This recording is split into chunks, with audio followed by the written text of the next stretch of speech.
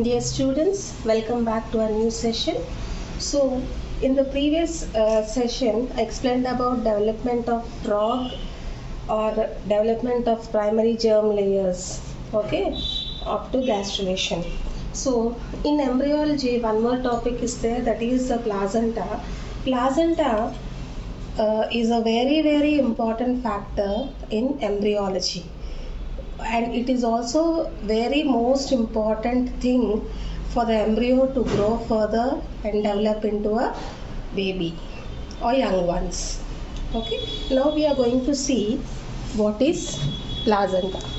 Okay, so earlier regarding the placenta, there were many suggestions or assumptions or given definitions are there. So before going to this definition, we are going to see like what are the, like in which year, who proposed, and everything we are going to see about placenta. So William Harvey in 1657, he was the first to define placenta as an organ elaborated from the maternal blood. So in the initial year, in the year 1657, William Harvey was the first person to describe or define placenta as an organ elaborated from the maternal blood. We all know what is maternal blood, that is the mother's blood. Okay. So later, Matthew, he described the placenta functions as a fetal lung. So these were all kept to aside. Then later John William Hunter, he gave the opinion that placenta is an organ in which the embryonal blood circulation becomes separated by the spaces. So it is also kept to one side. Then later one more scientist, Jenkinson, described that placenta is an organ in which the mucus of uterine wall becomes connected to the fetal membrane. So finally, in the year 1937, Mossman defined placenta as a fusion of fetal membranes to the uterine mucosa of the maternal blood. Okay. So finally, this was a definition given. You can see here, placenta is defined as a structure by which the developing embryo or fetus derives all the required nourishment from the maternal uterine blood. Okay, so placenta is why it is so important and why it is further important for the growth of the embryo or fetus, because the embryo or the fetus derives all the nourishment from the maternal uterine blood. So this is about placenta. Now if you see in placenta, there is a maternal placenta as well as fetal placenta. So what is maternal placenta? The part of the placenta derived from the uterine wall is called the maternal placenta. So what is fetal placenta?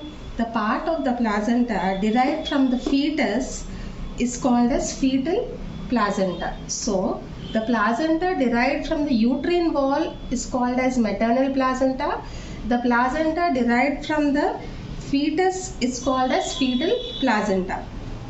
So since the placenta is very important for the nourishment, respiration, nutrition, everything, that process is also termed as placentation. Okay, so this is about the placenta, what I have said. Now we are going to see different types of placentas. There are different types of placentas.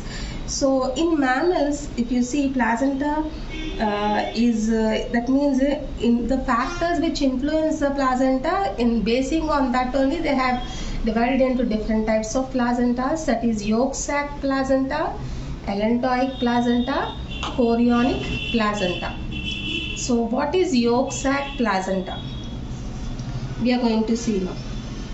Yolk sac placenta, it is we can take in case of animals like kangaroo we can see placenta is formed from the yolk sac and chorion from the lower part. So the yolk sac is developed, which is very large in size and almost encloses the entire embryo. So that kind of placenta is called as yolk sac placenta. That means here in case of example we can take as kangaroo. Here what happens, the placenta is formed from the yolk sac and it is very large in size and encloses the entire embryo. That is called as yolk sac placenta. Now coming to allantoic placenta. Okay, what is allantoic placenta? So the allantoic placenta consists of allantoins and chorion. These are the membranes which are present. Allantoic membrane, what I said, yolk sac, allantoic membrane or chorionic membrane around. That means these are different membranes which are present in the uterine walls, what you can see. So allantoic membrane consists of this allantois and chorion together. So from that which the placenta is formed is called as allantoic placenta. So before going to types of placentas, once I wanted to say about different membranes which is present. That is, we have embryo surrounded with extra embryonic coelom, chorion one membrane will be there, allantois one membrane, uterine endometrium will be there, chorioallantoic membrane. So these are the membranes which are surrounded the placenta. The main below the uterine membrane, that is the endometrium, the maternal placenta, below that allantoic and the chorion, the innermost membrane, that is the chorion. So now if you know, I said about different membranes. The uterine endometric membrane is a maternal placenta. Below that the next is allantoic placenta. Okay, and the next one is chorionic placenta. That means these are the different membranes which are present in the for the around the embryo. From these membranes it derives all the nourishment. Okay, so main thing it derives from the maternal placenta is endometrium placenta. Now if you see, allantoic placenta is nothing but it is a sac-like outgrowth from the hind end of the embryo and it is lined by the endoderm and the mesoderm. So here the placenta which is present in the allantoic membrane is called as allantoic placenta. So the materials observed in the allantoic placenta carried to the fetus by the allantoic blood vessels. Now coming to the chorionic placenta, that means the next membrane after allantoic, the next membrane is chorionic placenta. This chorionic placenta consists of chorion only and occurs in the man and apes. This is seen only in the man and apes. So the allantois remains small and does not reach chorion but burrows in the umbilical cord. Here the allantoic blood vessels grow to chorion to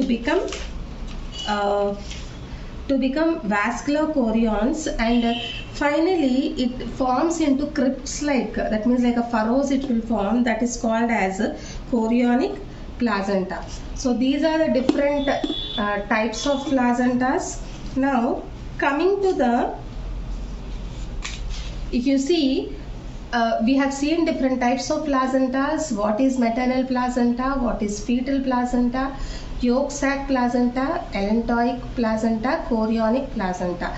So before going to different types, I told you all there are different membranes which are surrounded the embryo. Different membranes, that is endometric or uterine membrane. Below that you can see allantoic.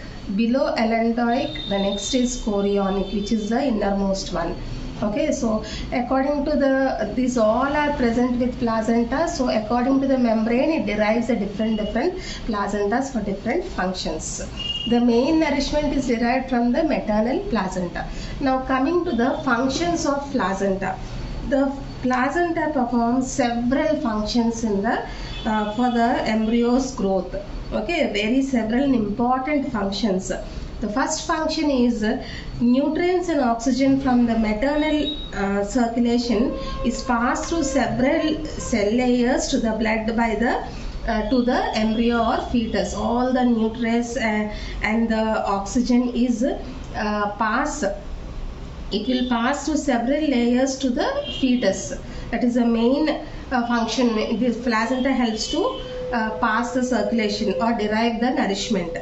Next, if you see the excretory waste materials and carbon dioxide from the fetus passes into the maternal circulation through the blood capillaries.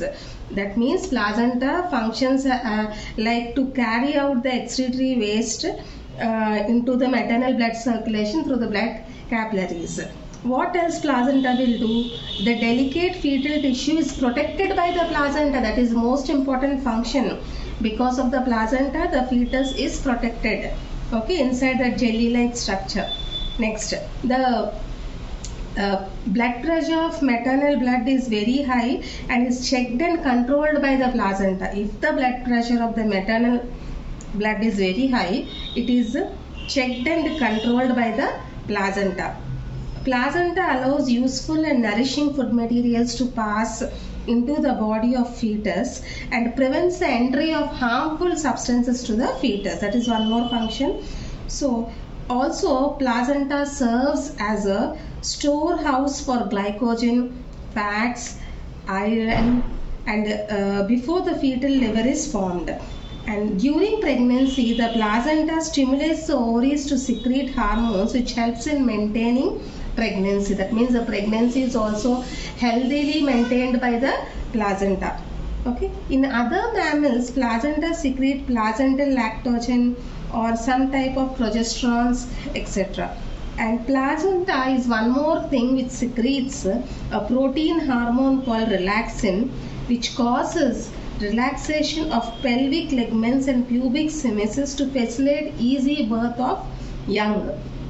That means placenta plays an important role during the birth or delivery. It helps to stimulate, that means secrete a hormone called relaxin, which facilitate easy birth of the young ones near the pelvic areas of the mother or the pubic areas. This is the functions of placenta. Now, what are the placenta and diseases we are going to see?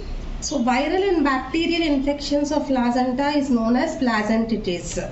This is one more. If suppose there is something of benefited, there is some side of a part which is having some cons, like the placenta and diseases we are going to see.